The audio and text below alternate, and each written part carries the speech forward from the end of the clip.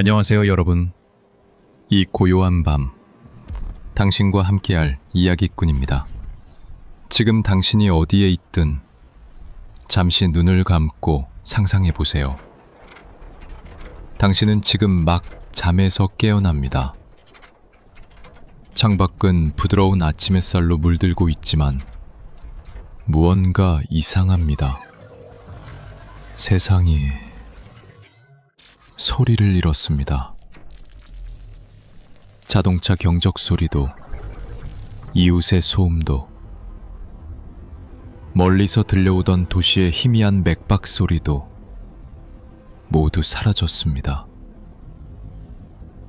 오직 당신의 숨소리와 심장 소리만이 이 거대한 침묵을 채우고 있습니다.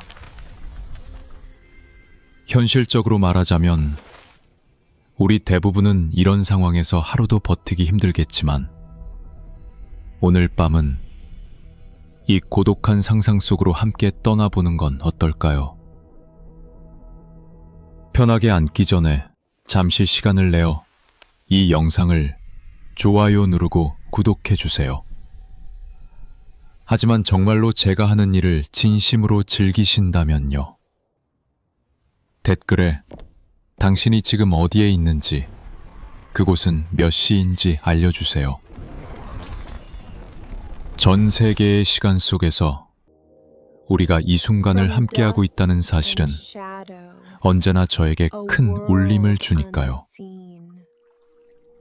이제 당신의 의식을 부드럽게 감싸줄 이야기의 첫 장으로 당신을 초대합니다. 당신은 침대에서 천천히 몸을 일으킵니다. 익숙한 나무바닥이 삐걱이는 소리조차 마치 거대한 성당 안에서 울리는 것처럼 크게 들립니다. 어젯밤과 오늘 아침 사이 세상은 변했습니다. 인류라는 거대한 오케스트라가 연주를 멈춘 것입니다. 수십억 명의 사람들이 만들어내던 삶의 교향곡, 그 끊임없던 진동의 바다가 완전히 잠잠해졌습니다. 우리는 소리를 너무나 당연하게 여겨왔기에 그것이 사라지기 전까지는 공기처럼 그 존재를 인식하지 못했습니다. 소리란 무엇일까요? 과학의 언어로 말하자면 소리는 매질을 통해 전달되는 진동입니다. 공기의 분자들이 서로를 밀고 당기며 만들어내는 압력의 파동이죠. 마치 잔잔한 호수에 돌을 던졌을 때 퍼져나가는 물결처럼 모든 소리는 보이지 않는 파동을 일으켜 우리의 고막이라는 섬세한 북을 두드립니다. 인류가 존재했던 세상은 결코 잔잔한 호수였던 적이 없습니다. 그것은 수십억 개의 돌이 끊임없이 던져지는 거대한 대양과 같았죠. 자동차 엔진의 폭발, 공장의 기계음, 사람들의 웃음소리, 속삭임, 음악소리. 이 모든 것이 공기라는 매질을 통해 뒤섞여 거대한 배경소음, 즉 삶의 소리를 만들어냈습니다. 하지만 이제 그 대양은 얼어붙었고 물결은 멈췄습니다. 당신의 고막에 가해지는 공기의 압력은 거의 완벽하게 균일합니다. 이토록 완벽한 압력의 평형 상태를 당신의 뇌는 침묵이라고 해석합니다. 하지만 이것이 진정한 침묵일까요? 당신은 가만히 귀를 기울여 봅니다. 그러자 들리기 시작합니다. 당신 자신의 소리가. 귀 안에서 우뭉거리는 혈액의 흐름 소리, 폐가 부풀었다가 줄어들며 만들어내는 부드러운 바람 소리, 그리고 무엇보다도 가슴 깊은 곳에서 규칙적으로 울려 퍼지는 당신의 심장 소리. 쿵, 쿵, 쿵. 이 소리는 이제 세상의 유일한 박자이며 당신 존재의 유일한 리듬입니다. 이전에 외부의 소음에 묻혀 결코 의식하지 못했던 당신 몸의 소리들이 이제 전면에 나서서 고독한 연주를 시작합니다. 당신의 몸은 하나의 작은 우주가 되어 생명이라는 조용한 음악을 연주하고 있는 것입니다. 과학자들은 지구상에서 가장 조용한 장소를 만들기 위해 노력해 왔습니다. 소리의 반향이 전혀 없도록 설계된 무향실이 바로 그곳입니다. 벽과 바닥, 천장이 모두 소리를 흡수하는 특수한 소재로 만들어져 있어 그 안에서는 외부의 소음이 완벽하게 차단되고 자신이 내는 소리의 반향조차 들을 수 없습니다. 사람들은 평화를 찾기 위해 그 방에 들어가지만 대부분은 얼마 버티지 못하고 뛰쳐나온다고 합니다. 그 완벽한 침묵 속에서 그들은 이전에는 결코 들어본 적 없는 자기 자신의 소리를 너무나도 크고 명확하게 듣게 되기 때문입니다. 심장이 피를 뿜어내는 소리, 관절이 삐걱이는 소리, 심지어 신경계가 작동하는 희미한 소리까지. 그들은 외부의 소음이 사라지자 비로소 자기 자신이 얼마나 시끄러운 존재인지를 깨닫게 되는 것이죠. 지금 당신이 서 있는 이 세상은 거대한 무향실이 되었습니다. 인류 문명이라는 거대한 소음 흡수 장치가 작동을 멈춘 행성 크기의 방. 그리고 당신은 그 안에서 자신의 존재가 내는 소리를 듣고 있는 유일한 청중입니다. 이것은 흥미로운 질문을 제기합니다. 살아있는 존재가 과연 절대적인 침묵을 경험할 수 있을까요?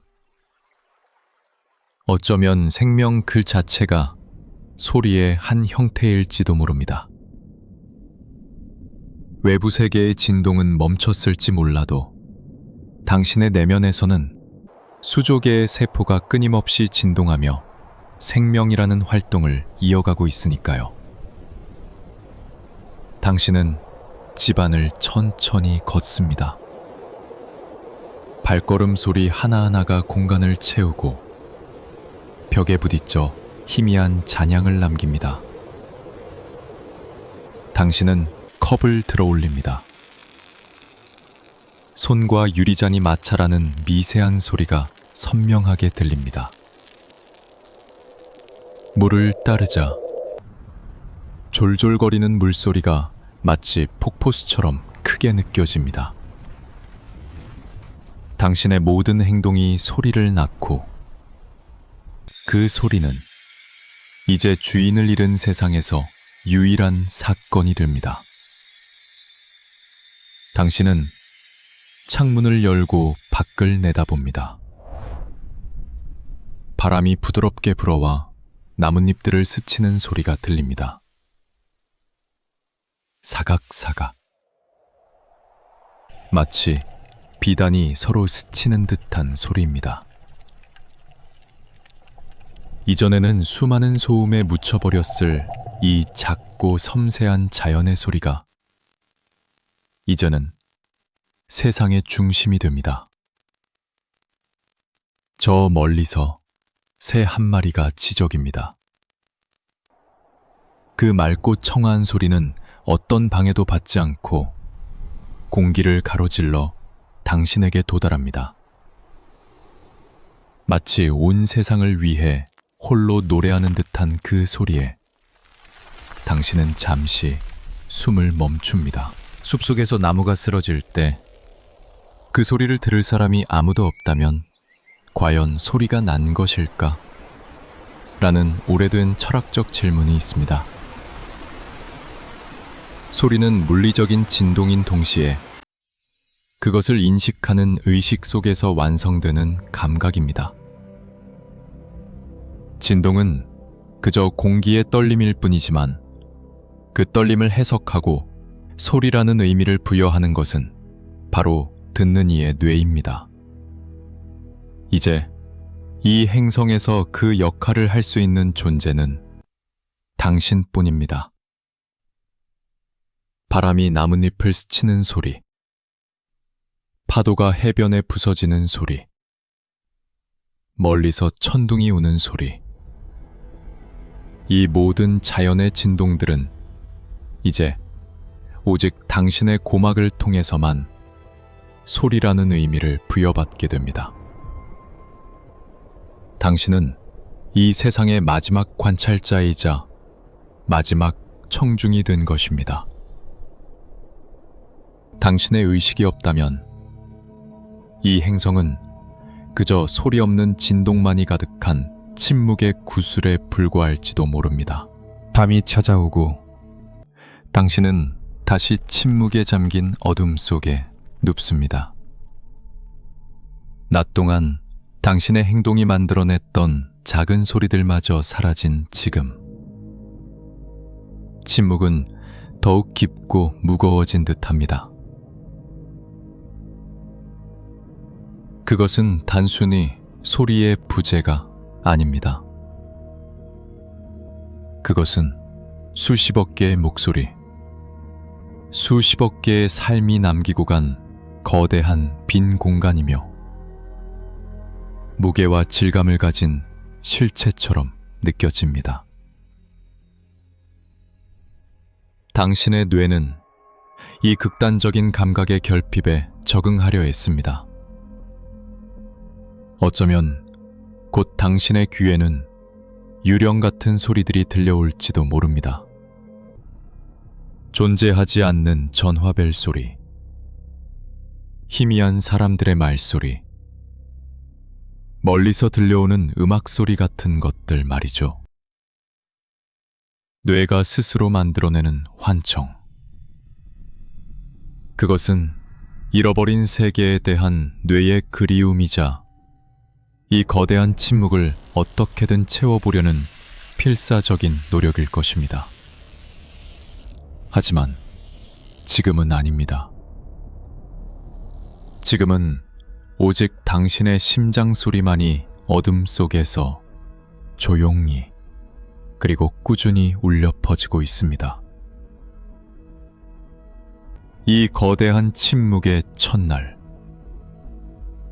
당신은 비로소 세상의 가장 근원적인 리듬이자 당신 자신의 생명의 증거인 그 소리에 귀를 기울이며 천천히 눈을 감습니다.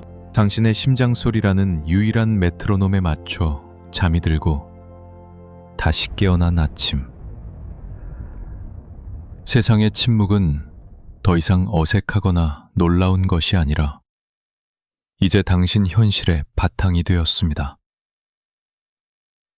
우리가 어제 이야기했던 그 거대한 고요함을 기억하시나요?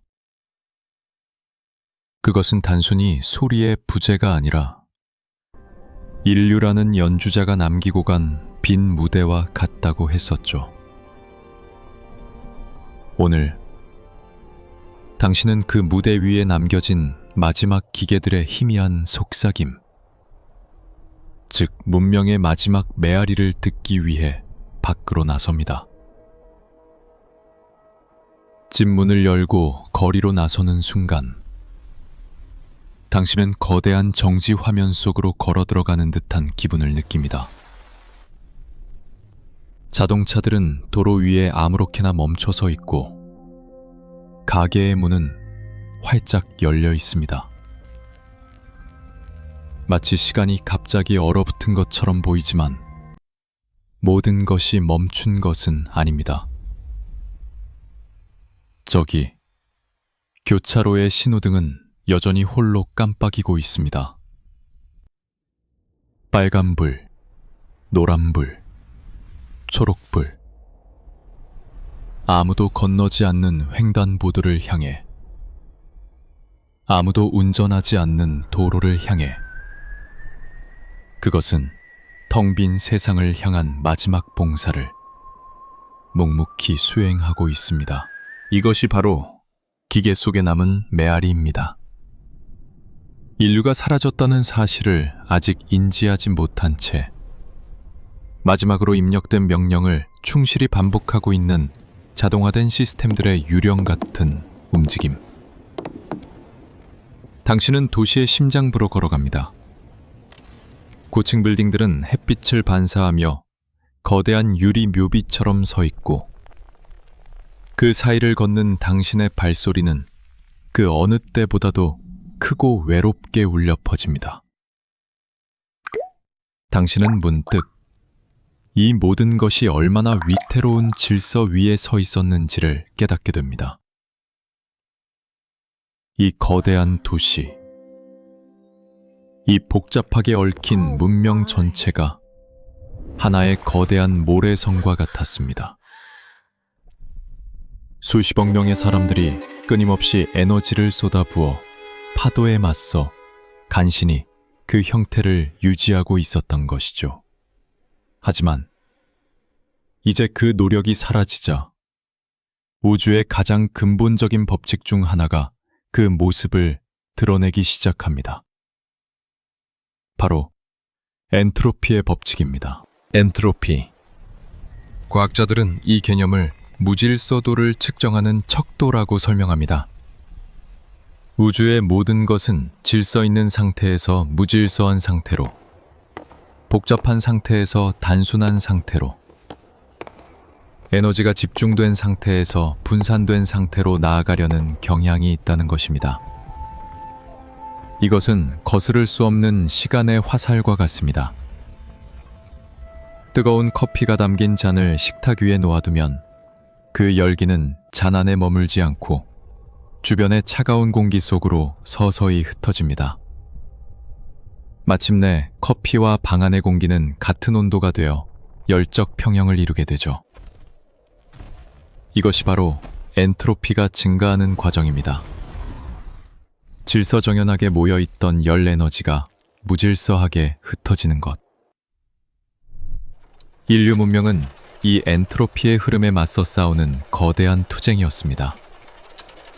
흩어져 있는 흙과 철광석을 모아 에너지를 쏟아부어 질서정연한 건물과 다리를 만들고 무질서한 데이터의 바다에서 의미 있는 정보를 걸러내어 지식의 체계를 세웠습니다.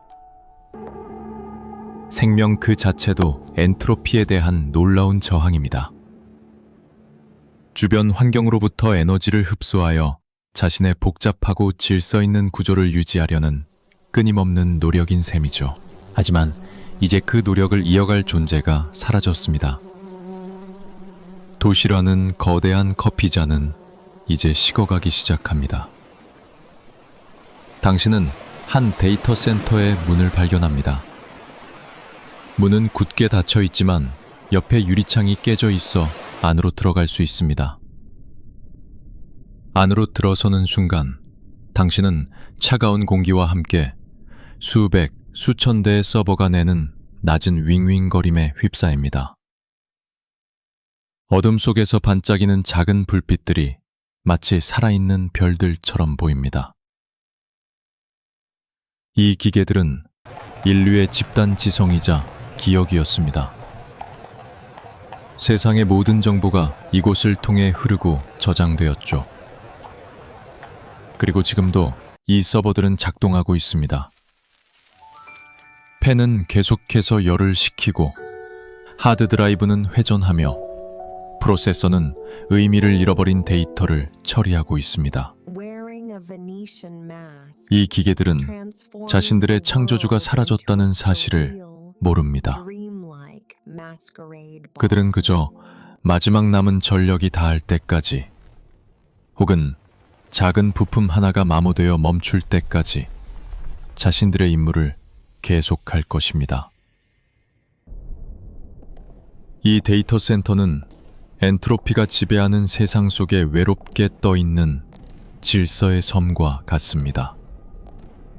하지만 이 섬도 결국에는 서서히 침몰할 운명입니다. 언젠가 발전소의 연료가 떨어지거나 전력망의 작은 차단기 하나가 고장나면 이 모든 불빛과 소음은 한순간에 암흑과 침묵 속으로 사라질 것입니다. 인류의 모든 지식과 기억을 담고 있던 이 디지털 도서관은 그렇게 영원히 잠들게 되겠죠. 이것은 또 다른 질문을 낳습니다. 엔트로피는 물리적인 시스템에만 적용되는 것일까요? 어쩌면 정보나 기억에도 엔트로피의 법칙이 작용하는 것은 아닐까요? 도서관의 책들이 시간이 지나면 바래고 부서지듯 서버에 저장된 디지털 데이터도 서서히 손상되어 의미를 잃어버릴 것입니다. 그리고 당신의 기억은 어떻습니까? 다른 누구와도 공유하거나 확인할 수 없는 당신의 기억들은 시간이 흐르면서 점차 희미해지고 왜곡되지 않을까요? 어쩌면 기억이란 것도 다른 사람들과의 상호작용이라는 에너지를 통해 그 질서를 유지하는 것인지도 모릅니다. 당신은 데이터 센터를 나와 다시 거리로 나섭니다.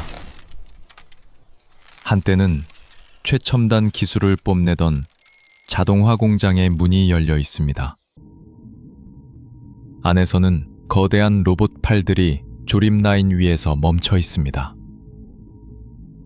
어떤 로봇은 자동차 문짝을 든 채로, 어떤 로봇은 작은 나사를 조이기 직전의 모습으로 영원히 정지해 있습니다. 이곳의 침묵은 텅 빈 거리의 침묵과는 다릅니다. 그것은 갑자기 중단된 움직임의 침묵, 미완성된 목적의 침묵입니다. 이 기계들은 인류의 의지가 사라진 순간 그들의 모든 움직임도 함께 멈춰버린 것입니다. 모든 것이 이렇게 빠르게 멈추는 것은 아닙니다. 도시 외곽으로 나가면 거대한 강을 가로막고 서 있는 수력발전소를 발견할 수도 있습니다. 댐의 거대한 수문 아래로 떨어지는 물의 힘은 여전히 터빈을 돌리고 있고, 그 터빈은 도시의 일부에 마지막 전기를 공급하고 있습니다. 자연의 힘을 동력으로 삼는 이 거대한 기계는 인간의 직접적인 관리 없이도 한동안은 계속 작동할 수 있을 겁니다. 몇 주, 어쩌면 몇 달 동안 말이죠. 하지만 이건 역시 영원하지는 않습니다. 작은 베어링 하나가 마모되거나 냉각 시스템에 이물질이 끼거나 윤활유가 떨어지는 아주 사소한 문제 하나가 결국 이 거대한 기계를 멈추게 할 것입니다. 엔트로피의 법칙 앞에서는 그 어떤 견고한 시스템도 예외일 수 없습니다. 모든 것은 결국 닳고 부서지고 흩어지게 되어 있습니다. 물리학자들은 엔트로피 법칙을 우주의 궁극적인 운명에까지 확장하여 생각합니다. 그들이 열 죽음이라고 부르는 가설입니다. 수조년이라는 상상할 수 없는 시간이 흐른 뒤 우주의 모든 별이 불타 없어지고 모든 에너지가 균일하게 퍼져나가 우주 전체가 절대 영도에 가까운 차가운 암흑 상태가 된다는 것입니다. 더 이상 어떤 일도 일어나지 않고 어떤 구조도 형성되지 않는 완전한 무질서와 평형의 상태. 그것이 우주의 마지막 모습일지도 모른다고 과학자들은 이야기합니다. 물론 이것은 아직 가설일 뿐이며 우리는 우주의 궁극적인 운명에 대해 확실히 알지 못합니다. 하지만 당신이 지금 보고 있는 이 도시의 모습은 그 가설의 작은 축소판과도 같습니다. 문명의 불빛이 꺼져가고 모든 것이 서서히 식어가며 침묵과 평형의 상태로 돌아가고 있습니다. 당신은 길 한가운데 멈춰 서서 여전히 규칙적으로 깜빡이는 저 신호등을 바라봅니다. 그러다 문득 깜빡임이 잠시 불규칙해지더니 초록불빛이 희미하게 떨리다가 마침내 스르륵 꺼져버립니다. 또 하나의 메아리가 사라졌습니다. 세상은 방금 전보다 조금 더 조용해지고 조금 더 어두워졌습니다. 그리고 당신은 이 거대한 엔트로피의 흐름 속에서 생명과 의식이라는 희미한 불꽃을 잠시나마 태우고 있는 마지막 존재로서 당신의 여정을 계속합니다. 기계들의 마지막 메아리가 하나둘씩 사라져가는 도시의 저녁. 당신은 엔트로피가 모든 것을 먼지로 되돌리려는 이 세상에서 가장 연약하면서도 가장 강인한 것을 찾아 나섭니다. 그것은 바로 생각의 보관소, 기억의 도서관입니다. 당신의 발걸음은 도시의 중앙 도서관으로 향합니다. 거대한 돌기둥과 높은 아치형 창문이 있는 마치 지식을 위한 사원처럼 지어진 건물입니다. 육중한 문을 밀고 안으로 들어서자 당신은 시간과 침묵이 함께 직조해낸 공기에 둘러싸입니다. 오래된 종이와 마른 잉크, 그리고 희미한 가죽 냄새가 뒤섞인 수백만 권의 책이 내쉬는 숨결. 바깥 세상의 물리적인 붕괴와는 대조적으로 이곳은 고요한 질서의 세계입니다. 끝없이 이어진 서가들은 마치 거대한 생각의 숲처럼 보이고 그 안에 꽂힌 책 한 권 한 권은 인류가 남긴 정신의 화석과도 같습니다. 당신은 서가 사이를 천천히 걷습니다. 손가락으로 책등을 부드럽게 스치자 희미한 먼지가 묻어납니다. 역사, 과학, 철학, 예술, 그리고 수많은 이야기들. 인류가 수천 년에 걸쳐 쌓아 올린 모든 질문과 대답, 모든 슬픔과 기쁨, 모든 상상력이 바로 이곳에 잠들어 있습니다. 바깥의 기계들이 행동의 메아리였다면 이곳의 책들은 사유의 메아리입니다. 멈춰버린 로봇팔이 미완성의 목적을 상징했다면 이 책들은 완결된 하나의 세계를 품고 있습니다. 당신은 이제 이 모든 세계의 유일한 상속자이자 마지막 수호자가 되었습니다. 이 책들은 과연 무엇일까요? 단순히 종이 위에 잉크로 새겨진 기호들의 집합일까요? 아닙니다. 이것들은 정보입니다. 정보란 불확실성을 줄여주는 모든 것입니다. 동전을 던졌을 때 앞면이 나올지 뒷면이 나올지 모르는 불확실한 상태에서 앞면이라는 결과를 알게 되는 순간 당신은 1비트의 정보를 얻게 됩니다. 이 도서관은 그런 비트들이 천문학적인 숫자로 모여 만들어진 질서의 결정체입니다. 무작위적인 혼돈 속에서 의미 있는 패턴을 길어 올리고 복잡한 세상에 이름을 붙이고 세대와 세대를 이어 경험을 전달하려는 인류의 처절한 노력이 이 안에 압축되어 있는 것입니다. 우리가 2장에서 이야기했던 엔트로피, 즉 모든 것을 무질서하게 만들려는 우주의 거대한 흐름에 맞서 인류가 쌓아 올린 가장 위대한 방파제가 바로 이 정보의 성체였습니다. 하지만 이 방파제는 얼마나 연약한지요. 당신은 두꺼운 역사책 한 권을 꺼내 펼쳐봅니다. 페이지는 누렇게 변색되었고 가장자리는 바스러질 듯합니다. 종이는 불타고 잉크는 바래며 시간은 모든 것을 풍화시킵니다. 당신은 고대에 존재했던 위대한 알렉산드리아 도서관을 떠올립니다. 인류의 모든 지식을 한데 모으려 했던 인류 최초의 거대한 꿈. 하지만 그 도서관은 화재와 전쟁 속에서 사라졌고 그 안에 있던 수많은 지식들은 영원히 유실되었습니다. 그것은 인류라는 종의 집단 기억에 생긴 거대한 구멍이자 정보 엔트로피의 비극적인 승리였습니다. 지금 당신 앞에 있는 이 도서관도 마찬가지입니다. 당신이 지켜주지 않는다면 습기와 시간, 그리고 피할 수 없는 물리적 붕괴는 결국 이 모든 것을 무의미한 먼지로 되돌려 놓을 것입니다.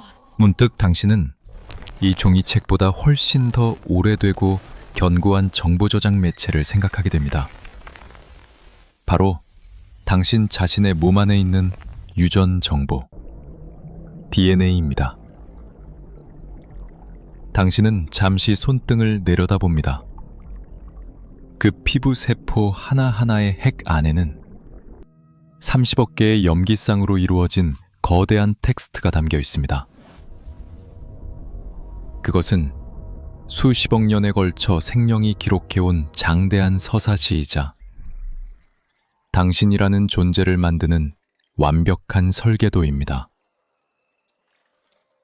박테리아에서부터 고대의 어류, 포유류를 거쳐 당신의 직계조상에 이르기까지 생존에 성공했던 모든 생명체의 지혜가 그 안에 암호화되어 있습니다.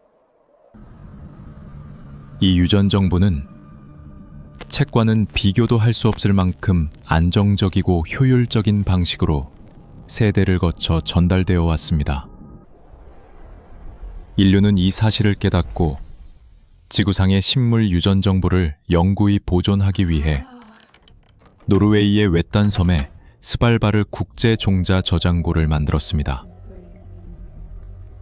인류 문명이 멸망하더라도 생명의 정보만큼은 지켜내려는 눈물겨운 노력이었죠. 이제 이 행성 전체가 하나의 거대한 저장고가 되었고 당신은 그 모든 생명의 정보를 품고 있는 마지막 존재가 되었습니다. 과학자들은 한때 DNA의 많은 부분을 정크 DNA, 즉 쓸모없는 쓰레기라고 불렀습니다. 그 기능을 도무지 알 수 없었기 때문입니다. 하지만 연구가 계속되면서 그 쓰레기들이 사실은 유전자의 발현을 조절하는 중요한 역할을 한다는 사실이 밝혀지고 있습니다. 이 도서관도 마찬가지 아닐까요? 당신의 눈앞에는 이해할 수 없는 언어로 쓰인 책들, 당신의 지식을 훨씬 뛰어넘는 고등과학 서적들, 당신이 결코 겪어보지 못한 문화에 대한 이야기들이 가득합니다. 당신이 읽지 못한다고 해서 이 책들이 쓸모없는 것일까요? 어쩌면 그 의미와 가치는 우리의 이해를 초월하는 곳에 존재하며 그저 발견되기를 기다리고 있는 것인지도 모릅니다. 이러한 생각은 당신을 더욱 근본적인 질문으로 이끌고 갑니다. 바로 우주와 정보의 관계에 대한 것입니다. 일부 물리학자들은 우리가 사는 이 우주 자체가 정보로 이루어져 있을지도 모른다는 급진적인 가설을 제시합니다. It from bit, 즉 모든 존재는 정보로부터 나온다는 생각입니다. 우주를 구성하는 가장 기본적인 단위가 물질이나 에너지가 아니라 예, 아니오로 답할 수 있는 정보의 최소 단위인 비트라는 것이죠. 이 가설에 따르면 쿼크나 전자 같은 입자들, 심지어 시공간 그 자체도 궁극적으로는 정보 처리 과정의 결과물일 수 있습니다. 더 나아가 홀로그래픽 원리는 우리가 경험하는 3차원 우주의 모든 정보가 저 멀리 우주의 경계면에 있는 2차원 표면에 필름처럼 기록된 것의 홀로그램 영상일 수 있다고 말합니다. 우리는 아직 이 질문에 대한 답을 알지 못합니다. 우주가 정말 거대한 컴퓨터이고 물리 법칙이 그 운영 체제인지는 아무도 모르죠. 하지만 그런 상상을 하는 순간 당신을 둘러싼 도서관은 전혀 다른 의미를 갖게 됩니다.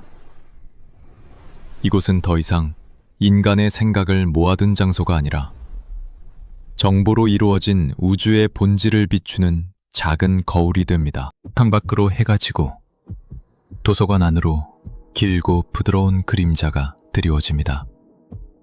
당신은 먼지 쌓인 테이블에 앉아 책 한 권을 펼칩니다.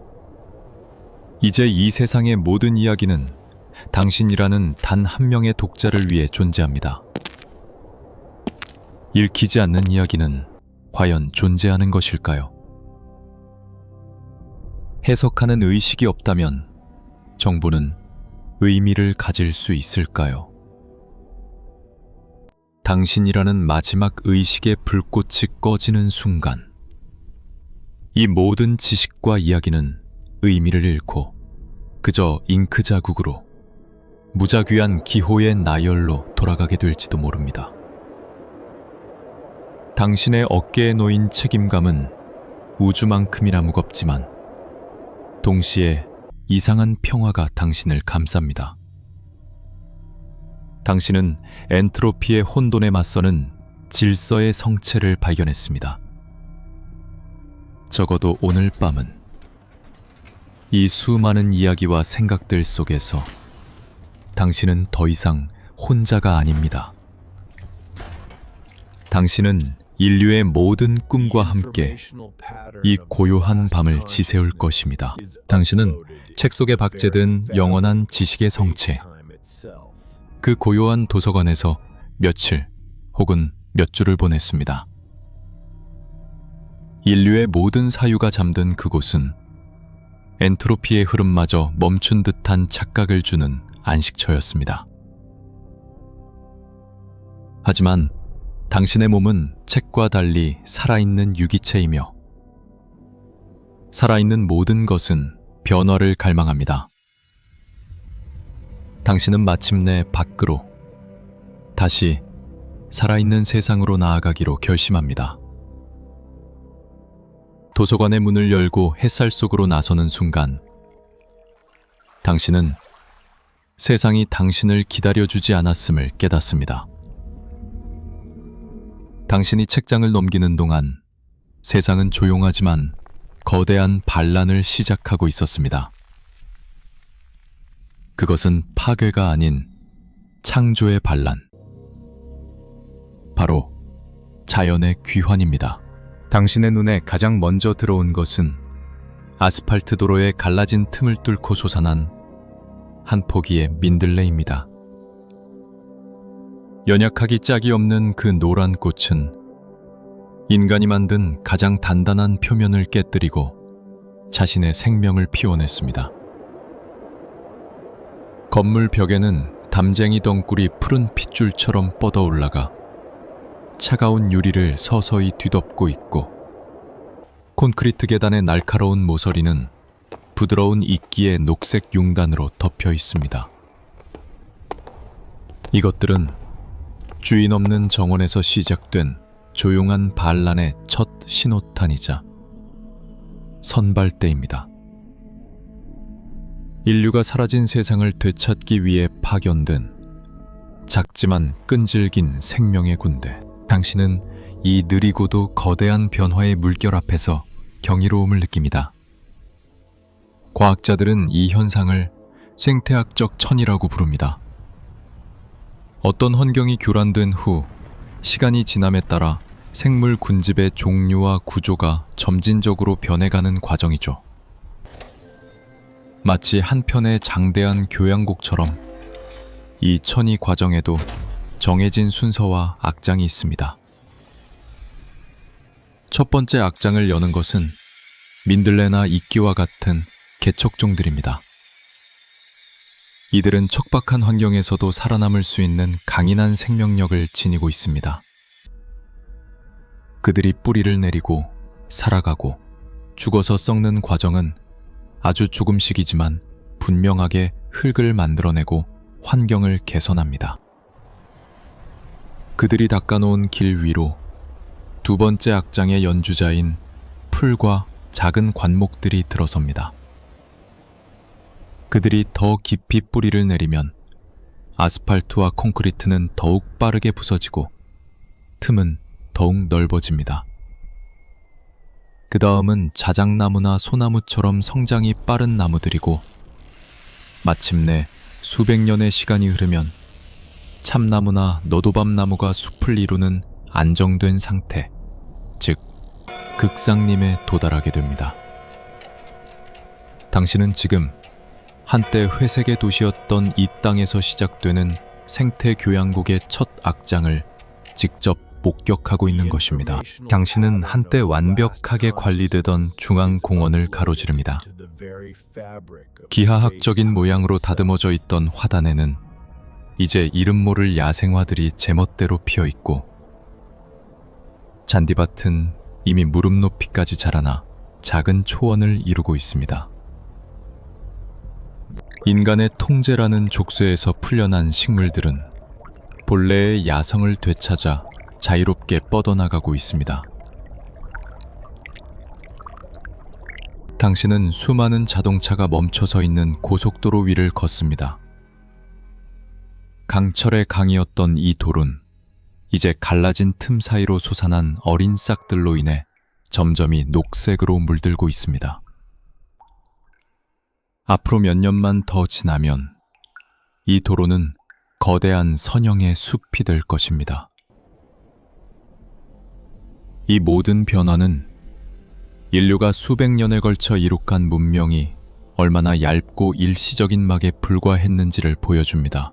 이러한 자연의 회복력에 대한 가장 극적인 증거는 아마도 우크라이나의 체르노빌일 것입니다.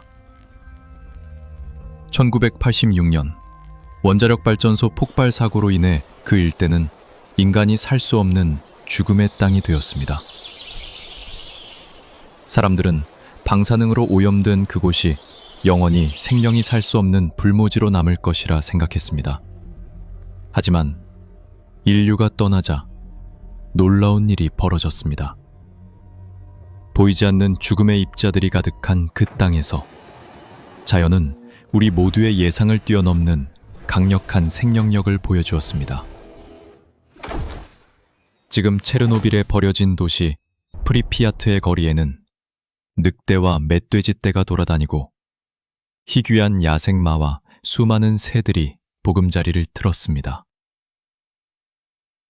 방사능의 위협에도 불구하고 인간의 부재는 다른 모든 생명체에게 오히려 번성할 기회를 제공한 것입니다. 이 사실은 우리에게 중요한 교훈을 줍니다. 지구에게 가장 큰 위협은 어쩌면 핵재앙이 아니라 우리 인간 자신이었을지도 모른다는 것. 그리고 생명은 우리의 창조물은 물론 우리가 만들어낸 최악의 파괴마저도 극복할 힘을 가지고 있다는 것을 말입니다. 당신이 보고 있는 이 변화는 땅 위에서만 일어나는 것이 아닙니다. 더 거대하고 은밀한 활동이 당신의 발밑, 도시의 지하에서 펼쳐지고 있습니다. 수십억, 수조 개의 포자로 이루어진 균사체, 즉 곰팡이와 버섯의 네트워크가 낡은 하수관과 지하철 터널을 따라 거미줄처럼 뻗어나가고 있습니다. 이 균사체 네트워크는 이 새로운 생태계에 숨겨진 신경계와도 같습니다. 그들은 아스팔트와 콘크리트를 분해하는 화학물질을 분비하고 죽은 유기물을 분해하여 영양분으로 만들며 나무들의 뿌리를 서로 연결하여 물과 영양분을 공유하게 합니다. 보이지 않는 이 지하의 인터넷은 도시 표면의 모든 식물들을 하나의 거대한 유기체처럼 연결하고 있습니다. 이러한 자연의 질서는 인류가 추구했던 질서와는 근본적으로 다릅니다. 인류의 질서는 직선과 기하학, 통제와 예측 가능성에 기반한 것이었습니다. 그것은 엔트로피에 저항하기 위해 끊임없이 외부의 에너지를 투입해야만 유지될 수 있는 경직된 시스템이었죠. 반면에 자연의 질서는 유연하고 적응력이 뛰어나며 자기 조직적입니다.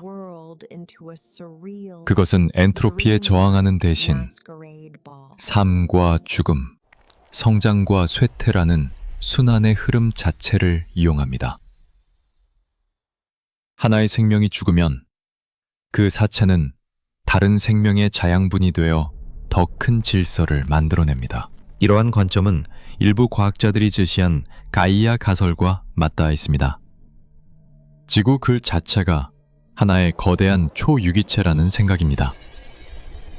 대기와 해양, 그리고 모든 생물권이 서로 상호작용하며 지구 전체를 생명이 살기에 적합한 환경으로 스스로 조절해 나간다는 것이죠. 이 가설에 따르면 지금 당신이 보고 있는 자연의 반란은 그저 개별 식물들의 맹목적인 생존 본능이 아니라 상처를 입은 가이아가 스스로를 치유하는 과정일 수 있습니다. 인류 문명이라는 열병을 앓고 난 지구가 이제 서서히 정상 체온을 되찾아가는 과정인 셈입니다. 당신은 죽은 잿더미 위에 서 있는 것이 아니라 거대하고 살아있는 존재의 피부 위에서 그 치유 과정을 목격하고 있는 것입니다.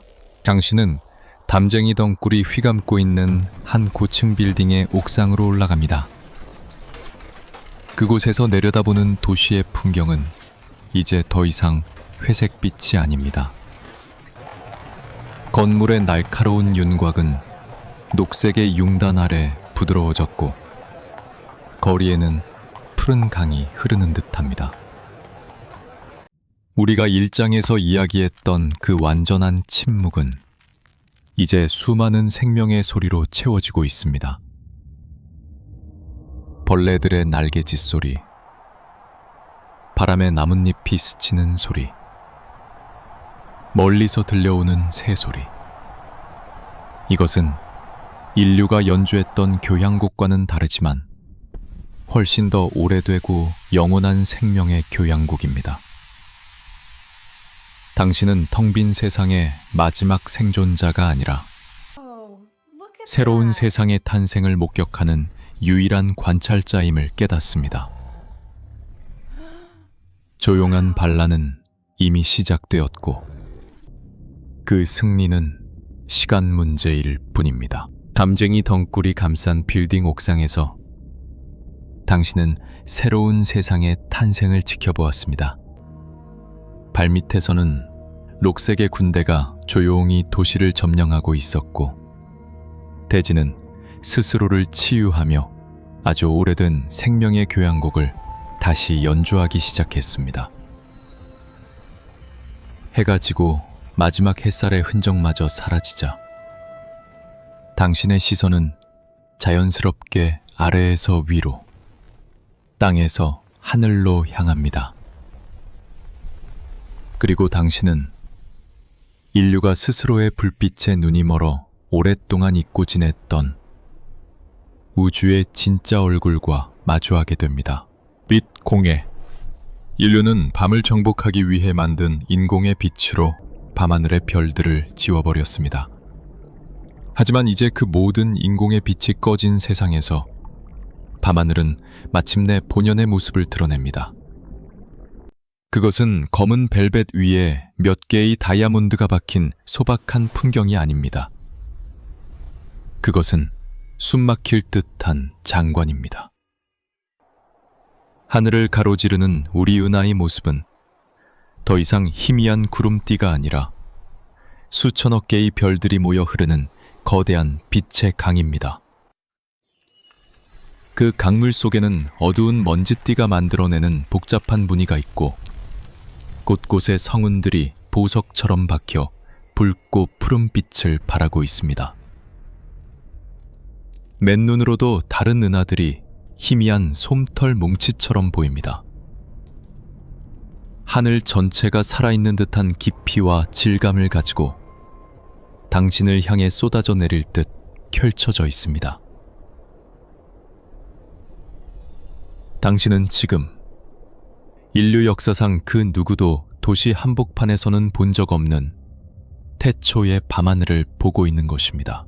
이 장엄한 광경 앞에서 당신이 지금까지 겪어온 모든 일들, 즉 인류의 소멸, 문명의 붕괴, 자연의 귀환 같은 사건들은 한없이 작게 느껴집니다. 저 하늘의 별 하나하나가 우리가 태양이라고 부르는 것과 같은 거대한 핵융합 공장이며 그들 대부분이 자신만의 행성 가족을 거느리고 있다는 사실을 당신은 알고 있습니다. 우리 은하에만 약 2천억에서 4천억 개의 별이 있고 과학자들은 관측 가능한 우주에 그런 은하가 또 수천억 개, 어쩌면 수조 개가 있을 것이라고 추정합니다. 그리고 최근의 발견들은 행성을 갖지 않은 별이 오히려 드물다는 것을 보여줍니다. 계산은 단순하지만 그 결과는 정신이 아득해질 정도입니다. 이 우주에는 모래사장의 모든 모래알보다도 훨씬 더 많은 행성들이 존재합니다. 그중 수십억, 수백억 개의 행성들은 항성으로부터 적절한 거리에 떨어져 있어 액체 상태의 물이 존재할 수 있는 이른바 생명체 거주 가능 구역에 속해 있을 것입니다. 이러한 압도적인 숫자는 필연적으로 하나의 질문을 낳습니다. 이토록 수많은 무대가 있다면 그 위에서 연기하는 배우가 어찌 우리뿐이겠는가? 생명이 존재할 가능성이 있는 행성이 이토록 많다면 그중 일부에서는 우리처럼 지성을 가진 존재로 진화하여 문명을 이룩하지 않았을까? 그들은 우리보다 수천 년 혹은 수백만 년 먼저 기술을 발전시켜 은하계를 여행하고 있을지도 모릅니다. 그런데 그들은 모두 어디에 있는 것일까요? 이 질문이 바로 물리학자 엔리코 페르미의 이름을 딴 페르미 역설의 핵심입니다. 통계적으로 우주는 생명으로 가득 차 있어야 마땅한데 현실은 왜 이토록 조용한가? 당신이 며칠 전 처음 느꼈던 지구의 침묵은 사실 우주 전체를 감싸고 있는 훨씬 더 거대하고 오래된 침묵의 작은 메아리에 불과했던 것입니다. 인류는 이 우주적 침묵을 깨기 위해 노력했습니다. 1974년 우리는 푸에르토리코의 거대한 아레시보 전파망원경을 이용해 머나먼 구상성단을 향해 메시지를 보냈습니다. DNA 구조, 인간의 모습, 태양계의 위치 등을 담은 간단한 그림 정보를 전파에 실어 쏘아올린 것이죠. 그것은 어두운 밤바다에 띄워보낸 유리병 편지와도 같았습니다. 언젠가 누군가가 발견해주기를 바라는 작은 희망. 그리고 한 번은 우주가 대답하는 듯한 순간도 있었습니다. 1977년 한 전파망원경이 심우주로부터 약 72초간 매우 강력하고 특이한 신호를 수신했습니다. 이 신호는 인공적인 발신원의 특징을 많이 가지고 있었기에 천문학자는 기록지에 와우 라고 적어놓았죠. 인류는 흥분했지만 그 신호는 2번 다시 나타나지 않았습니다. 그것이 무엇이었는지는 여전히 수수께끼로 남아 있습니다. 왜 우주는 이토록 조용한 것일까요? 이 질문에 답하기 위해 과학자들은 위대한 필터라는 개념을 제시했습니다. 생명체가 탄생하여 은하를 넘나드는 거대 문명으로 발전하기까지의 과정 어딘가에 거의 모든 종이 통과하지 못하는 매우 어렵고 치명적인 단계, 즉 필터가 존재한다는 가설입니다. 그렇다면 그 필터는 과연 어디에 있는 것일까요? 여기에는 몇 가지 섬뜩한 가능성이 있습니다. 첫 번째 가능성은 위대한 필터가 우리의 과거에 있다는 것입니다. 어쩌면 생명의 탄생 자체가 극도로 희귀한 사건이거나 단세포 생물에서 다세포 생물로 혹은 지성을 가진 존재로의 도약이 우주에서 거의 일어나지 않는 기적일 수 있습니다. 만약 이 가설이 맞다면 인류는 이 우주에서 거의 최초이자 유일한 지성체였을지도 모릅니다. 그렇다면 당신의 고독은 행성적 차원을 넘어 우주적 차원의 고독이 됩니다. 기적적으로 피어난 우주의 유일한 꽃이 그 자신을 돌보지 못해 시들어버린 셈이니까요. 두 번째 가능성은 더욱 불길합니다. 위대한 필터가 우리의 미래에, 즉 우리가 막 통과하려던 지점에 있었다는 것입니다. 이 가설에 따르면 우주에는 수많은 지성 문명들이 탄생하지만 그들 모두가 기술이 일정 수준 이상으로 발전했을 때 스스로를 파괴하는 경향이 있다는 것입니다. 핵전쟁, 통제 불가능한 인공지능의 개발, 스스로 초래한 환경 재앙 등 어쩌면 이것이 모든 지성체가 거쳐야 하는 마지막 시험일지도 모릅니다. 그리고 당신이 지금 홀로 이 행성에 서 있다는 사실은 인류가 그 시험에서 낙제했음을 보여주는 가장 확실한 증거가 됩니다. 우리가 우주의 다른 목소리를 듣지 못했던 이유는 그들도 모두 우리와 같은 운명을 맞았기 때문일지도 모릅니다. 마지막 가능성은 가장 단순하면서도 가장 심오합니다. 필터 같은 것은 없고 그저 우리뿐이라는 것입니다. 이 광활한 우주에 수조 개의 행성들 중에 생명과 지성을 탄생시킨 그 모든 조건들이 완벽하게 맞아떨어진 곳은 오직 이곳, 지구뿐이었다는 가설. 이것은 당신을 우주의 유일무이한 존재로 만들지만 동시에 가장 깊은 외로움 속으로 밀어넣습니다. 당신은 옥상에 누워 빛의 강을 하염없이 바라봅니다. 페르미 역설의 어떤 해답도 당신에게 위안을 주지 못합니다. 당신은 이제 한 종의 마지막 생존자를 넘어 어쩌면 이 은하 전체에서 유일하게 생각하고 질문하는 존재일지도 모릅니다. 이 모든 아름다움을 보고 그 의미를 묻는 의식의 마지막 불꽃. 이 생각은 너무나도 무섭지만 동시에 이상하게도 숭고한 느낌을 줍니다. 당신을 통해 비록 이 작고 푸른 행성 위에서의 짧은 순간일지라도 우주는 스스로를 바라보고 인식하고 있었던 것입니다. 별들은 아무런 대답 없이 그저 차갑고 오래된 빛으로 당신을 비출 뿐이지만 당신과 별들 사이의 고독한 대화는 계속됩니다. 당신은 별들이 쏟아지는 빌딩 옥상에서 내려와 우주의 광대함과 침묵이 남긴 깊은 질문들을 가슴에 품고 다시 도시를 걷습니다.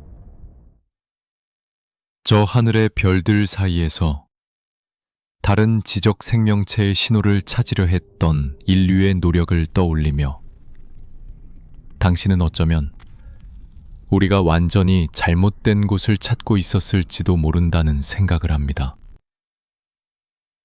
다른 존재의 영혼과 만나기 위해 굳이 수만 광년 떨어진 곳을 바라볼 필요가 있었을까요? 인류는 바로 이곳, 지구에 수많은 영혼의 조각들을 남겨두었기 때문입니다. 당신의 발걸음은 이제 자연스럽게 인류의 영혼이 가장 농축된 형태로 보존된 장소, 바로 미술관으로 향합니다. 거대한 유리 피라미드가 입구를 지키는, 혹은 현대적인 건축미를 뽐내는 미술관의 문을 열고 들어서는 순간, 당신은 또 다른 종류의 침묵과 마주합니다. 이곳의 침묵은 1장에서 경험했던 텅 빈 침묵도, 5장에서 느꼈던 우주의 차가운 침묵도 아닙니다. 이곳의 침묵은 수많은 이야기와 감정들로 가득 찬 무게감 있는 침묵입니다. 당신의 발소리가 대리석 바닥 위로 메아리 치고 높은 천장의 창문으로 들어온 햇살은 공기 중의 먼지들을 황금빛 가루처럼 비추며 수백, 수천 년의 시간을 견뎌온 걸작들 위로 부드럽게 내려앉습니다. 당신은 고대 그리스와 로마의 조각상들이 늘어선 복도를 지납니다. 완벽한 인체 비례와 살아있는 듯한 근육의 표현. 한때 제국과 신들의 영광을 노래했던 이 대리석상들은 이제 모든 것이 사라진 세상에 말없는 증인이 되어 서 있습니다. 그들의 텅 빈 눈은 당신을, 마지막 관람객을 무심하게 응시합니다. 당신은 르네상스 시대의 화가들이 그린 종교화 앞으로 다가갑니다. 빛과 어둠의 극적인 대비 속에서 펼쳐지는 신화와 성서의 이야기들. 그림을 그린 화가들의 절대적인 믿음과 경외심이 캔버스 너머로 느껴지는 듯합니다. 하지만 이제 그 믿음의 대상도, 그 믿음을 공유했던 이들도 모두 사라졌습니다. 이 그림들은 이제 한 시대가 가졌던 위대한 신념의 아름다운 화석이 되었습니다. 그러다 당신은 한 전시실에 들어서서 세상에서 가장 유명한 밤하늘과 마주합니다. 빈센트 반 고흐의 별이 빛나는 밤. 바로 어젯밤, 당신이 옥상에서 보았던 실제 밤하늘은 장엄하고 차갑고 아름다웠지만 어딘가 무심하게 느껴졌습니다. 하지만 당신 눈앞의 이 밤하늘은 다릅니다. 거대한 사이프러스 나무는 검은 불꽃처럼 타오르며 하늘로 솟구치고 밤하늘은 거대한 소용돌이가 되어 꿈틀거립니다. 별과 달은 그 어떤 실제 별보다도 더 격렬하고 밝게 빛나고 있습니다. 이것은 밤하늘의 객관적인 기록이 아닙니다. 이것은 한 인간이 밤하늘을 보며 느꼈던 경이로움과 고독, 희망과 절망이 뒤섞인 영혼의 풍경입니다. 이 그림은 물감이라는 물질을 통해 한 인간의 의식이 다른 인간의 의식에게 말을 거는 시간을 초월한 대화의 한 형태입니다. 이 순간 당신은 미학의 가장 근본적인 질문과 마주하게 됩니다. 아름다움이란 과연 어디에 존재하는가? 당신 눈앞의 이 그림, 즉 캔버스라는 천 위에 광물과 기름을 섞어 만든 물감을 펴바른 이 물질적 대상의 아름다움은 이 대상 자체에 내재된 객관적인 속성일까요? 아니면 오직 그것을 바라보는 당신의 눈과 당신의 뇌 속에서만 존재하는 주관적인 경험일까요? 만약 당신이 이 방을 떠나고 이 미술관이 앞으로 100만 년 동안 아무도 찾지 않는 무덤이 된다면 이 캔버스는 여전히 아름다운 것일까요? 관찰하는 의식이 사라졌을 때 걸작이라는 가치는 과연 독립적으로 존재할 수 있을까요? 당신은 다른 전시실로 발걸음을 옮깁니다. 그곳에는 인류가 만든 가장 아름다운 악기들이 전시되어 있습니다. 그 중에서도 당신의 눈길을 사로잡는 것은 유리 진열장 안에 고이 잠들어 있는 짙은 갈색으로 빛나는 스트라디바리우스 바이올린입니다. 수세기 동안 수많은 거장의 손을 거쳐 천상의 소리를 냈을 이 악기는 이제 침묵하고 있습니다. 그 몸체 안에 수백, 수천 곡의 아름다운 멜로디를 연주할 수 있는 잠재력을 품고 있지만 그 잠재력을 실현시켜줄 연주자가 없습니다. 이 바이올린의 아름다움은 그 형태와 나무의 결에도 있지만 그것의 진정한 본질은 소리를 통해 완성됩니다. 연주자와 악기, 그리고 청중이 함께 만들어내는 교감 속에서 말이죠. 이 침묵하는 바이올린은 예술이 그것을 경험하는 의식을 얼마나 간절히 필요로 하는지를 보여주는 듯합니다. 당신은 동양미술관으로 들어섭니다. 화려한 금속 공예품과 비단 그림들 사이에서 당신은 소박하고 작은 도자기 찻잔 하나에 시선이 멈춥니다. 찻잔의 한쪽에는 가느다란 금이가 있고 그 형태는 완벽한 좌우 대칭이 아닌 약간의 비뚤어짐을 가지고 있습니다.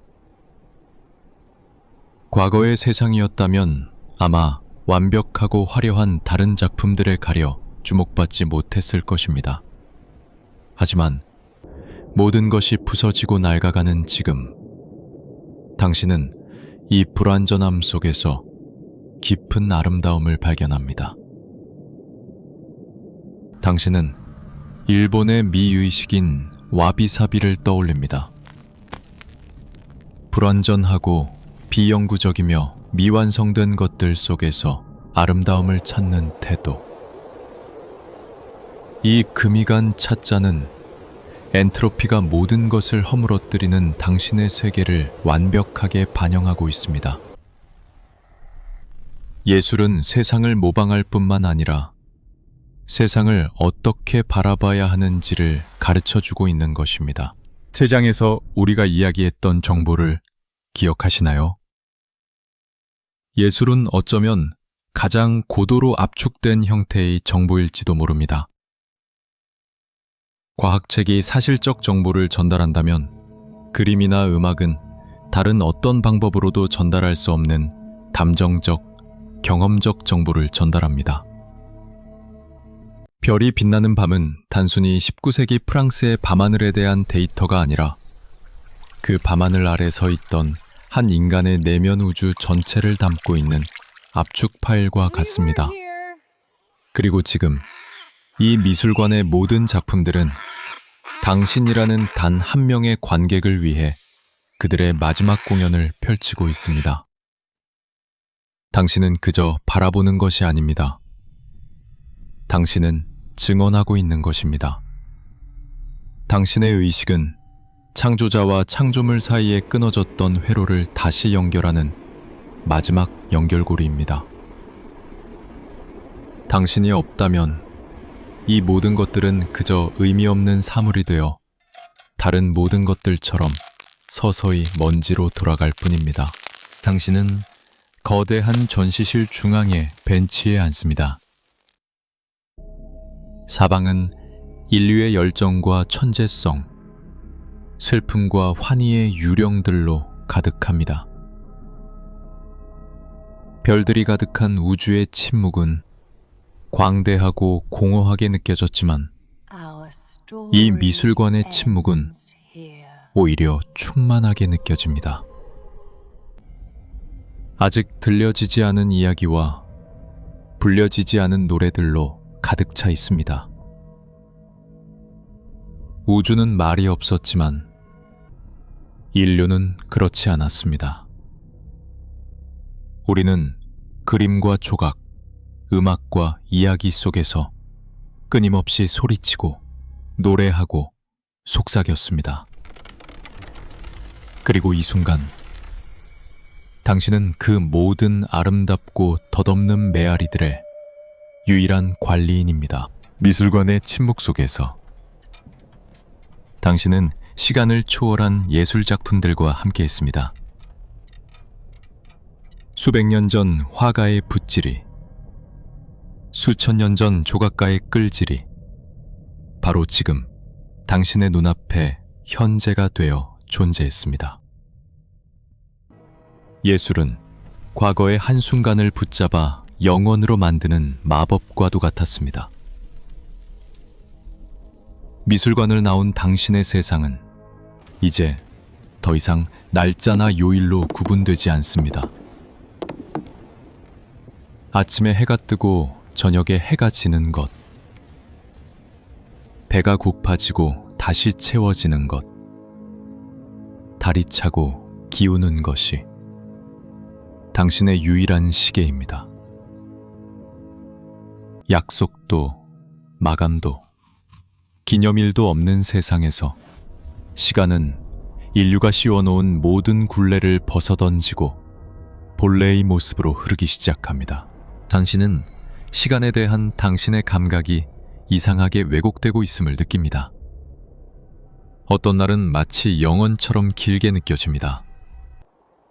아침 햇살이 나뭇잎에 닿는 순간부터 그림자가 길어지는 저녁까지 세상의 모든 미세한 변화를 하나하나 관찰하며 보낸 하루는 그 자체로 하나의 작은 생애와도 같습니다.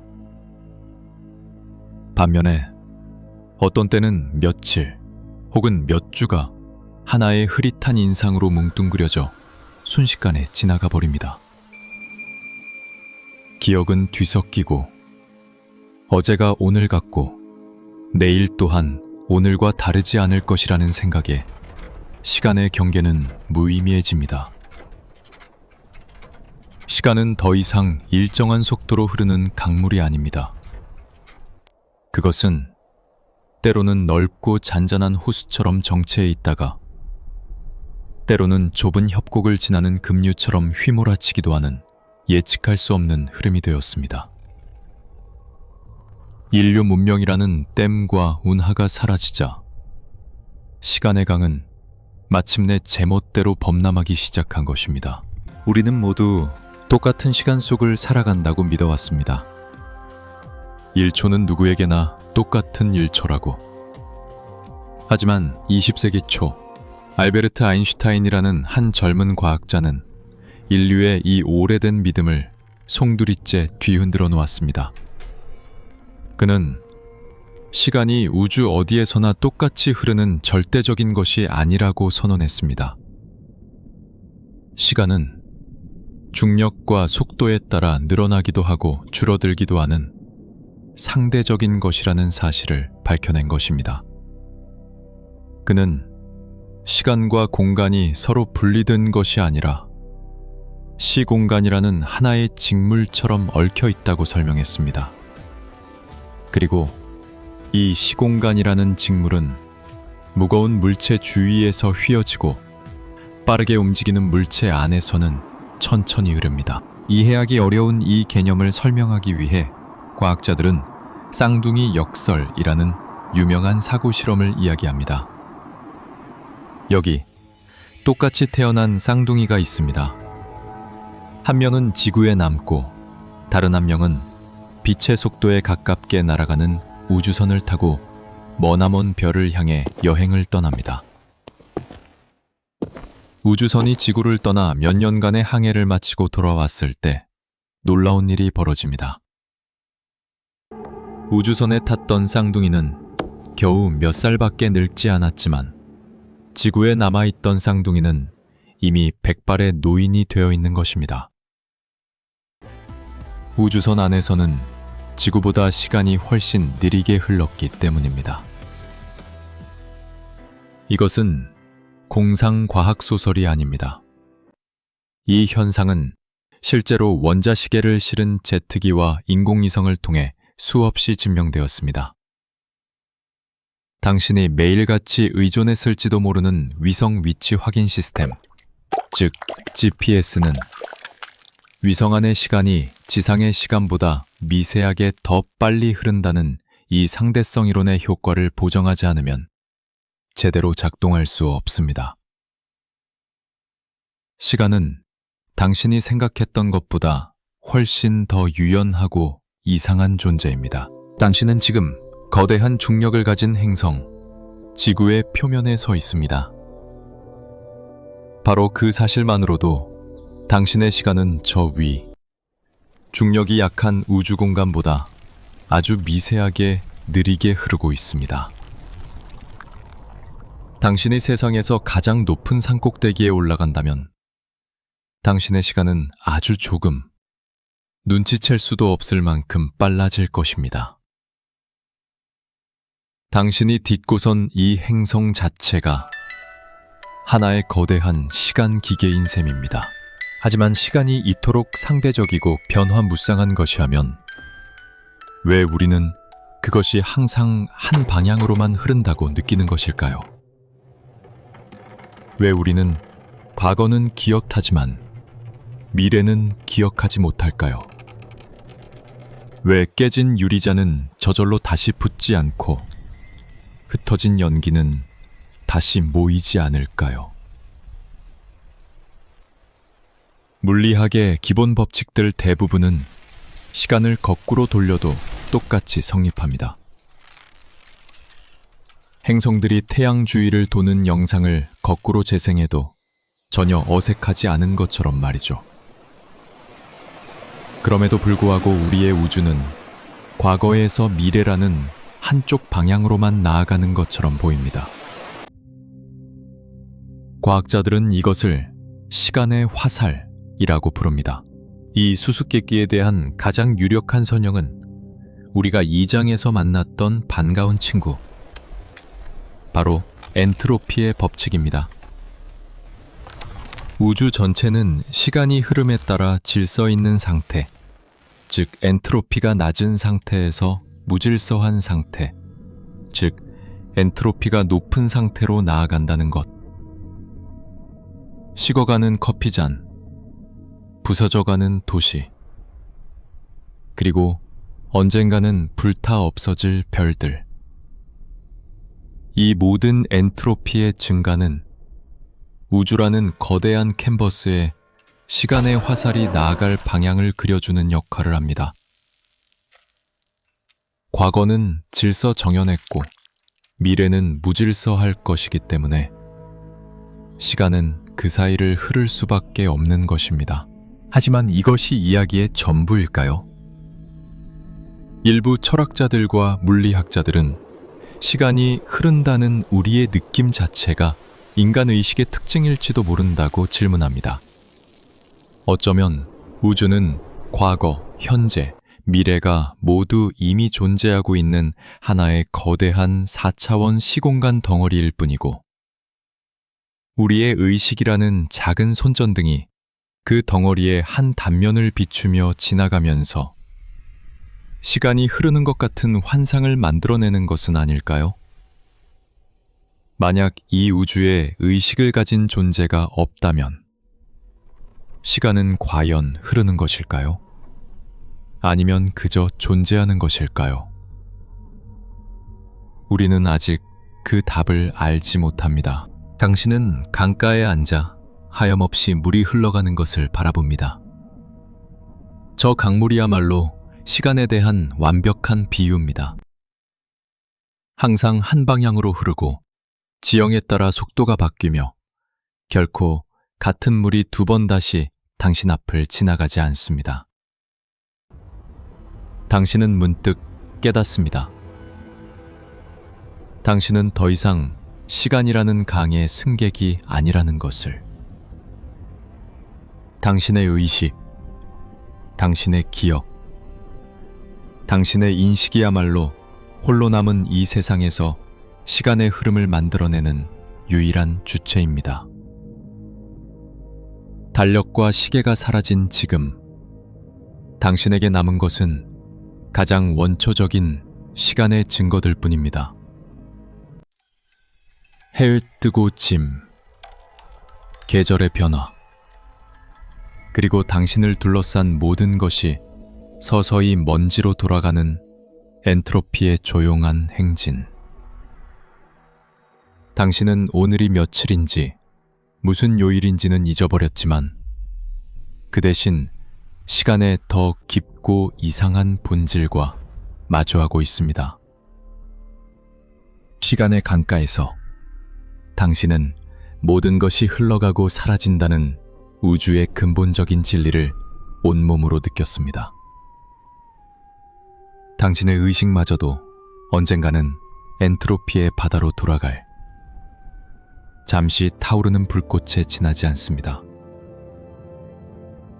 이 깨달음은 당신에게 깊은 평화를 가져다 주었지만 동시에 그 평화의 표면 아래에서 아주 오래되고 원초적인 충동이 고개를 들기 시작합니다.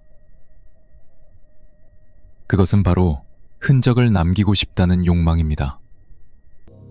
의미를 창조하고 싶다는 갈망입니다. 수만 년 전, 우리의 조상들이 동굴벽에 손도장을 찍고 들소의 그림을 그렸던 것과 똑같은 본능. 이제 당신은 인류라는 종 전체의 마지막 동굴벽화가가 되었습니다. 당신의 동굴은 이 행성 전체이고 당신의 관객은 아직 태어나지 않은 미지의 미래 혹은 우연히 이곳을 지나는 외계의 나그네일지도 모릅니다. 당신은 더 이상 수동적인 관찰자로만 머물 수 없음을 깨닫습니다. 당신은 행동해야 합니다. 인류가 한때 이곳에 존재했다는 사실, 우리가 사랑하고 꿈꾸고 질문했다는 사실을 알려야 합니다. 하지만 어떻게? 우리가 3장에서 보았던 도서관의 책들은 연약합니다. 우리가 2장에서 보았던 기계들은 이미 침묵하고 있습니다. 당신의 메시지는 종이의 수명을 넘어, 강철의 수명을 넘어 문명의 수명마저도 훌쩍 뛰어넘어야 합니다. 당신은 이제 깊은 시간의 개념과 정면으로 맞서야 합니다. 지질학적 시간. 산맥이 솟아오르고 대륙이 움직이는 수백만, 수억 년의 시간 단위 말입니다. 당신의 메시지는 이 거대한 시간의 파도 속에서 침식되지 않고 살아남아야 합니다. 이 막막한 과제 앞에서 당신은 인류가 이미 비슷한 꿈을 꾸었다는 사실을 기억해냅니다. 당신은 한 과학박물관의 텅 빈 전시실에서 그것을 발견합니다. 금빛으로 빛나는 레코드판. 바로 1977년 태양계를 벗어나 머나먼 성간 공간으로 날아간 보이저 탐사선에 실린 골든 레코드의 복제품입니다. 이것은 우주라는 망망대해에 띄워보낸 인류의 유리병 편지였습니다.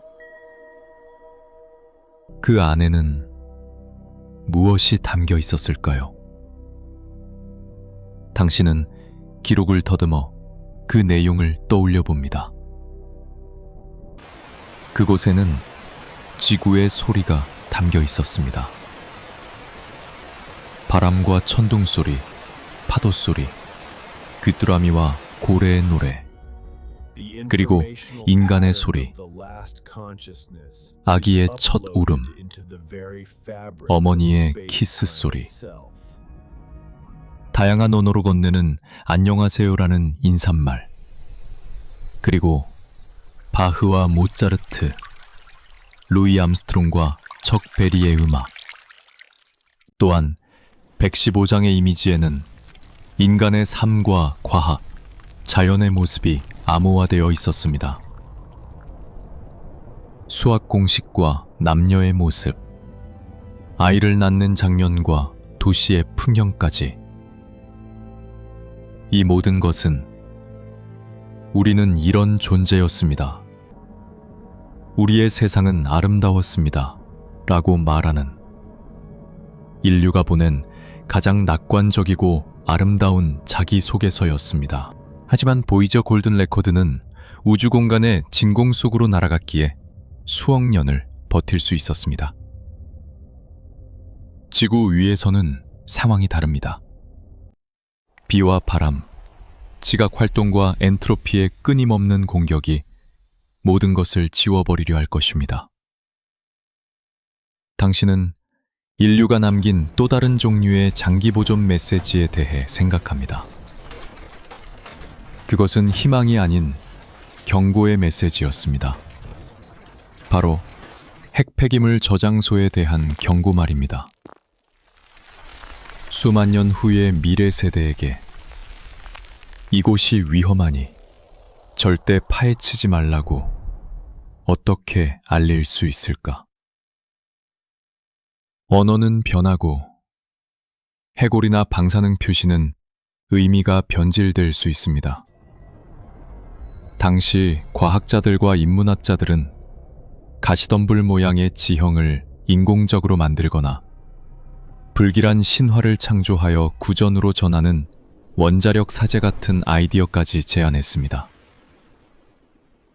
이처럼 미래와의 소통은 선의만으로는 해결할 수 없는 너무나도 어려운 문제였습니다. 당신은 이제 선택의 기로에 섭니다. 무엇을 남길 것인가? 그리고 어떻게 남길 것인가? 만약 인류의 모든 것을 단 하나의 메시지로 요약해야 한다면 그것은 무엇이어야 할까요? 우주의 언어인 수학 공식, 피타고라스의 정리나 원주율 같은 것, 아니면 예술, 베토벤의 교향곡 악보의 일부, 혹은 가장 원초적이고 보편적인 상징인 동굴벽화의 선도장. 당신은 며칠 동안 도시를 헤매며 고민합니다. 박물관의 걸작들, 도서관의 위대한 저서들, 과학실험실의 복잡한 장비들을 둘러보며 인류 유산의 정수를 찾으려 애씁니다. 그 과정에서 당신은 하나의 결론에 도달합니다.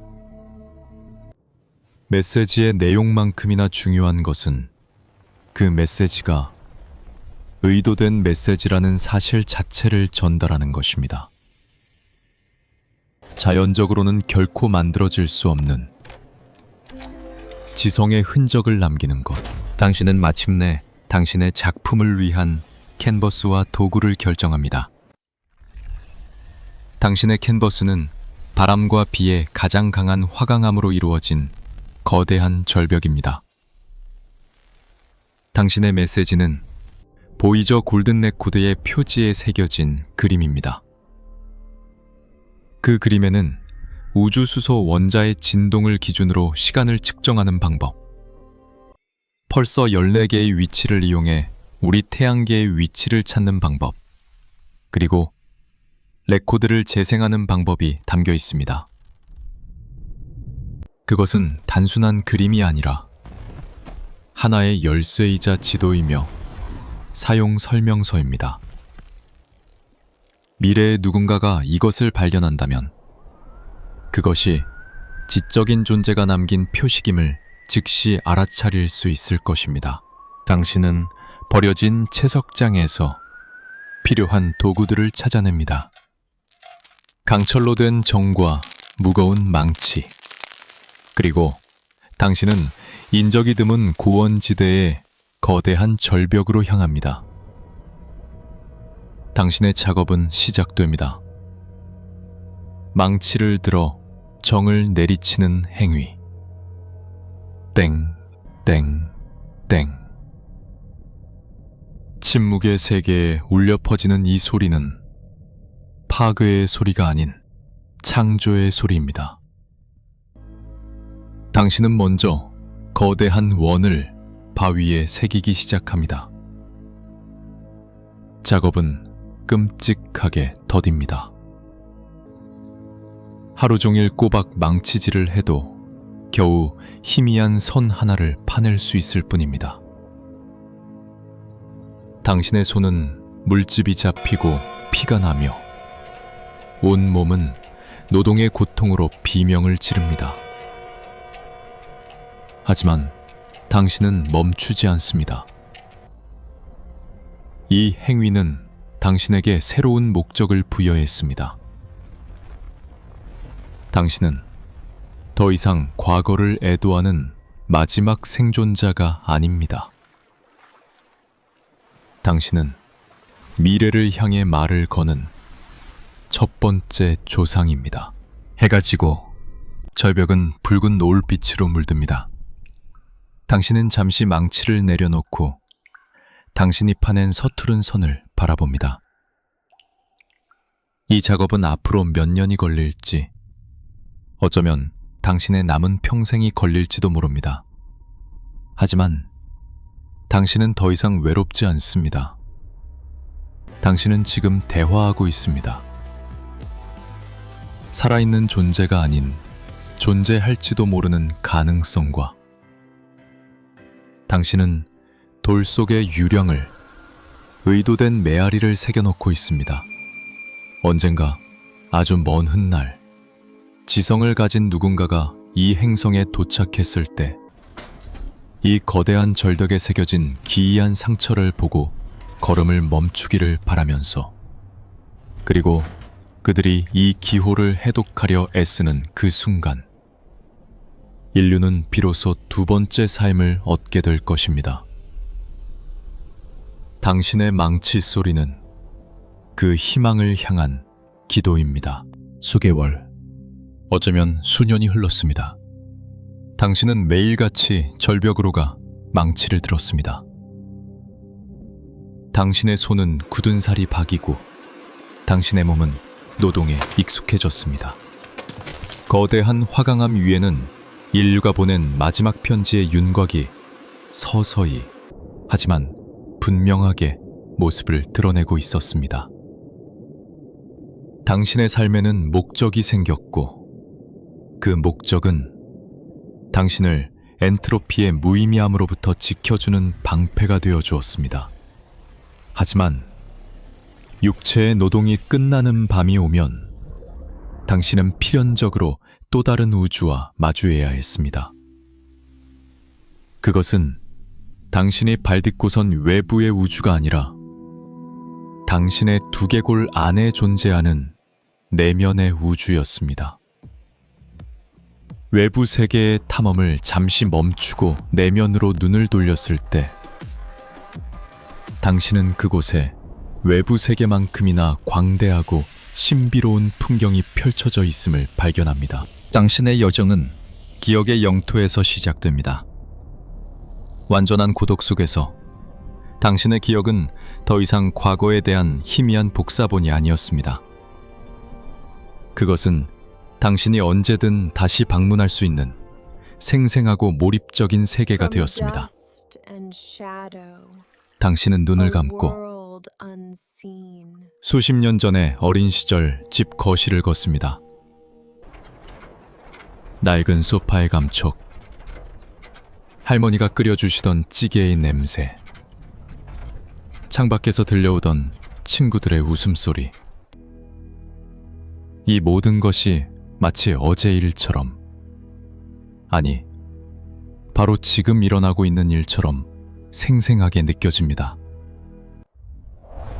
당신은 사랑했던 사람들의 얼굴을 떠올리고 그들과 나누었던 대화를 한마디 한마디 복기합니다.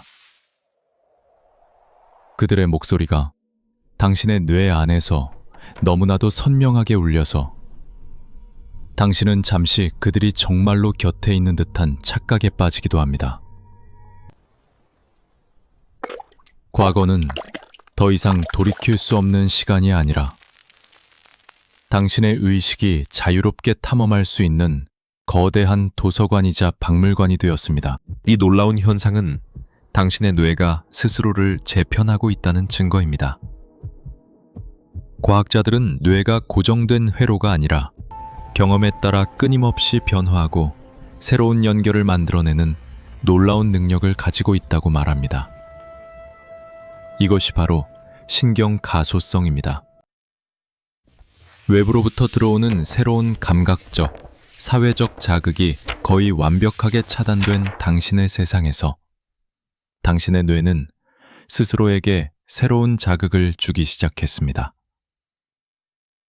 기억과 상상력을 담당하는 영역이 그 어느 때보다도 활발하게 작동하며 과거의 데이터를 재조합하고 증폭시켜 현실과 거의 구분할 수 없는 내적 경험을 만들어내고 있는 것입니다. 당신의 뇌가 현실을 얼마나 강력하게 창조해낼 수 있는지를 보여주는 기이한 예시로 환상사지 증후군이 있습니다. 사고로 팔이나 다리를 잃은 사람들이 없어진 팔다리가 여전히 그곳에 있는 것처럼 생생하게 느끼는 현상입니다. 가려움을 느끼기도 하고 고통을 느끼기도 합니다. 이것은 뇌가 외부의 감각 입력 없이도 과거의 기억과 신체 지도를 바탕으로 완벽한 감각 경험을 만들어낼 수 있음을 보여줍니다. 이 사실을 깨닫는 순간 당신은 당신이 지금까지 현실이라고 불러왔던 모든 것들이 사실은 뇌가 만들어낸 정교한 시뮬레이션이었음을 이해하게 됩니다. 당신의 눈이 빛을 보는 것이 아니라 뇌가 시신경이 보낸 전기 신호를 붉은색이라는 경험으로 해석하는 것입니다. 당신의 귀가 소리를 듣는 것이 아니라 뇌가 고막의 진동을 음악이라는 감정으로 번역하는 것입니다. 이제 외부로부터의 신호가 최소화되자 당신의 뇌는 내부에 저장된 방대한 자료들을 바탕으로 그 자체로 하나의 완전한 세계를 구축하기 시작한 것입니다. 당신의 내면 탐험은 깨어있는 시간을 넘어 잠의 영역으로까지 확장됩니다. 당신의 꿈은 더 이상 혼란스럽고 비논리적인 이미지의 파편이 아닙니다. 그것은 당신이 매일 밤 방문하는 또 다른 현실이 되었습니다. 꿈속에서 당신은 더 이상 혼자가 아닙니다. 당신은 책에서 읽었던 역사적 인물들과 토론을 벌이고 잊고 지냈던 어린 시절 친구들과 재회하며 당신이 사랑했던 모든 사람들과 함께합니다. 그들과의 대화는 너무나도 논리적이고 감정적으로 생생해서 아침에 깨어났을 때 당신은 때때로 어느 쪽이 진짜 현실인지 혼란스러울 정도입니다. 과학자들은 우리가 꿈을 꾸는 렘수면 상태일 때 뇌가 깨어 있을 때만큼이나 활발하게 활동한다는 것을 발견했습니다. 뇌는 스스로 서사를 만들고 감정을 느끼며 온전한 세계를 창조합니다. 어쩌면 꿈이란 당신 안에 남아있는 사회적 동물이 다른 영혼과의 교감을 갈망하며 만들어내는 마지막 무대일지도 모릅니다. 기억과 꿈의 풍경을 여행하며 당신은 마침내 내면 우주의 가장 깊고 어두운 중심에 도달합니다. 바로 나라고 불리는 이 모든 것을 경험하고 있는 주체, 즉 의식 그 자체에 대한 질문입니다. 이것은 과학과 철학이 마주한 가장 어려운 문제, 이른바 의식의 어려운 문제입니다. 과학은 뇌 속에서 뉴런들이 어떻게 전기화학적 신호를 주고받으며 정보를 처리하는지를 설명할 수 있습니다. 하지만 왜, 그리고 어떻게 그 물리적인 과정이 주관적인 경험을 만들어내는지는 전혀 설명하지 못합니다. 왜 특정 파장의 빛에 반응하는 뇌의 활동이 붉은색을 본다는 그 특유의 느낌, 즉 퀄리아를 만들어낼까요? 왜 우리는 그저 정보를 처리하는 생체 컴퓨터가 아니라 내면의 영화를 감상하는 관객을 가진 존재일까요? 그리고 그 관객은 도대체 누구이며 뇌에 어디에 앉아 있는 것일까요? 당신은 이제 이 위대한 미스터리의 마지막 현존하는 사례입니다. 인류가 쌓아 올린 모든 예술과 과학, 종교와 철학은 결국 이 내면의 우주를 탐험하고 이해하려는 시도였습니다.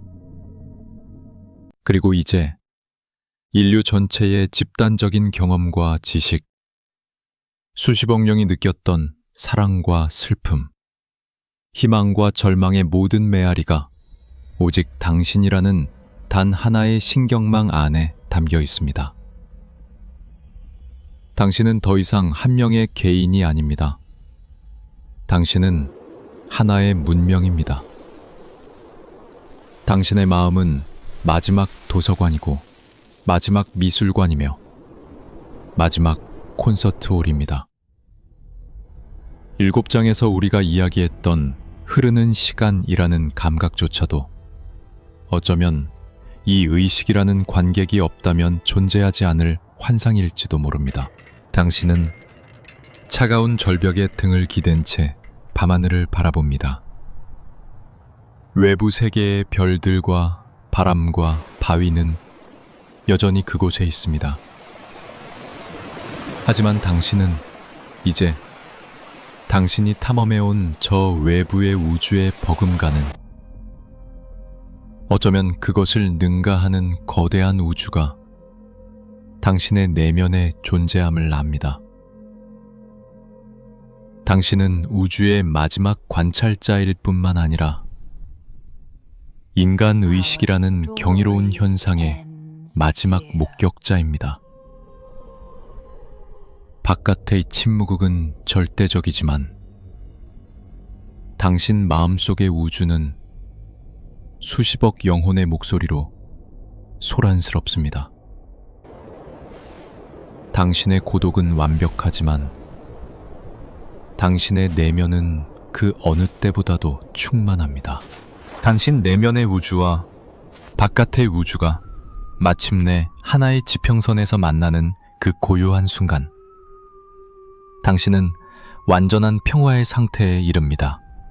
수많은 밤을 당신을 괴롭혔던 외로움, 존재의 의미에 대한 처절한 질문, 그리고 소멸에 대한 깊은 두려움이 눈 녹듯 사라집니다. 당신을 둘러싼 이 모든 것들과 당신 자신 사이에 더 이상 경계는 존재하지 않습니다. 당신은 이 모든 것의 일부이며 이 모든 것이 당신의 일부입니다. 기나긴 여정, 즉 침묵의 발견에서 시작하여 엔트로피의 법칙을 배우고 인류의 지식과 예술을 끌어안고 시간의 본질과 마주하고 돌의 메시지를 새기고 의식의 심연을 탐험했던 그 모든 길은 마침내 당신을 바로 이 자리, 이 깨달음의 순간으로 이끌기 위한 것이었습니다. 당신은 망치를 쥐고 있던 당신의 손을 가만히 내려다봅니다. 굳은 살이 박이고 흙먼지가 묻은 이 손은 수많은 원자들의 집합체입니다. 당신은 이 원자들이 어디에서 왔는지 이제 압니다. 당신 몸을 이루는 탄소, 당신의 뼈를 만드는 칼슘, 당신의 혈액 속에서 산소를 운반하는 철. 이 모든 무거운 원소들은 태초의 우주에는 존재하지 않았습니다. 이것들은 우리 지구나 태양이 생겨나기도 훨씬 이전에 이 은하계 어딘가에서 살다가 장렬한 죽음을 맞이한 거대한 별들의 심장부에서 만들어졌습니다. 그 별들은 수억 년 동안 핵융합을 통해 빛을 내다가 마지막 순간에 초신성이라는 거대한 폭발을 일으키며 자신이 평생 동안 만들어낸 귀한 원소들을 우주 공간 전체에 흩뿌렸습니다. 그리고 수십억 년의 시간이 흐른 뒤 그 별의 먼지들은 중력에 의해 다시 뭉쳐져 새로운 별, 바로 우리의 태양을 만들었고, 그 주변에 남은 찌꺼기들이 행성이 되고 그 행성 위에서 생명이 싹트고 마침내 당신이라는 존재가 된 것입니다. 유명한 천문학자 칼 세이건은 말했습니다. 우리는 별의 먼지로 만들어졌다. 이것은 시적인 비유가 아니라 엄연한 과학적 사실입니다. 당신은 문자 그대로 별의 아이입니다. 5장에서 당신이 외롭게 대화를 나누었던 저 밤하늘의 별들은 머나먼 타인이 아니라 당신의 가장 오래된 조상인 셈입니다. 당신의 몸은 우주의 역사를 담고 있는 살아있는 기록 보관소입니다. 생명은 잠시 동안 우주로부터 이 고대 원자들을 빌려와 복잡하고 아름다운 형태로 잠시 엮어놓는 정교한 춤과도 같습니다. 그리고 죽음은 끝이 아니라 빌렸던 것들을 우주라는 거대한 도서관에 반납하는 과정일 뿐입니다. 당신의 원자들은 사라지지 않습니다. 그것들은 다시 흙으로, 풀로, 나무로, 그리고 언젠가는 또 다른 생명으로 혹은 수십억 년 뒤 새롭게 태어날 별의 일부로 돌아가 영원한 순환을 계속할 것입니다. 이 깨달음 속에서 한때 당신을 두렵게 했던 엔트로피의 법칙은 전혀 다른 의미로 다가옵니다. 2 챕터에서 당신이 보았던 붕괴와 무질서는 더 이상 단순한 소멸이 아닙니다. 그것은 새로운 탄생을 위한 필수적인 과정입니다. 4장에서 보았던 쓰러져 썩어가는 나무가 새로운 생명들의 자양분이 되어 더 울창한 숲을 만들어내듯이 우주에서도 별의 죽음이라는 엔트로피의 증가는 새로운 행성과 생명을 탄생시키는 씨앗을 뿌리는 행위입니다. 질서에서 무질서로의 과정은 다음 세대의 질서가 피어날 수 있는 토양을 마련해 줍니다. 당신의 죽음 역시 이 위대한 순환의 일부입니다. 당신의 복잡하고 질서 있는 몸이 분해되어 무질서한 원소들로 돌아가는 과정은 이 행성의 자연이 다음 단계의 질서를 만들어가는 데 기여하는 마지막 봉사가 될 것입니다. 에너지는 생성되거나 파괴될 수 없으며 오직 한 형태에서 다른 형태로 전환될 뿐이라는 에너지 보존 법칙을 당신은 떠올립니다. 지금 이 순간 당신의 뇌 속에서 흐르는 미세한 전기 신호, 즉 당신의 생각과 의식을 구성하는 그 에너지 또한 사라지지 않을 것입니다. 그것은 당신의 마지막 숨결과 함께 열 에너지로 변환되어 대기 속으로 흩어지고 당신의 몸이 가진 화학 에너지는 흙 속의 미생물들에게 전달될 것입니다.